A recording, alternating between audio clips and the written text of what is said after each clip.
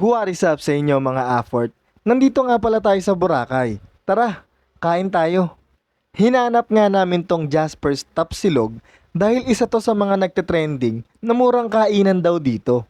Nagre-range nga pala yung mga tapsilog nila dito from 120 pesos to 140 pesos. Eto, at umorder na nga kami. Umorder kami ng sisling sisig, chiksilog, at tapsilog. Tara, tikman na natin. Kunahin na nga natin tong sisig nila. For 160 pesos, may toppings na itlog, saktong serving, goods to para sa akin. Next naman natin tong tapsilog for 125 pesos. Yung serving niya sakto lang. Malalaki yung chunks ng tapa. Sa lasa naman, ayos din, malinamnam. Dito naman tayo sa classic na chiksilog. For 130 pesos, medyo maliit na yung inabutan namin na part ng manok.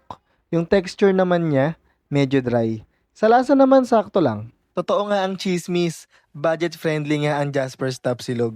Matatagpuan nga pala sila dito lang sa main road ng Boracay. Kanto lang to ng D-Mall Palengke. Kung trip mo yung mga ganitong content, madami pa tayong pupuntahan. Follow mo na ako, Afford. Kita kits!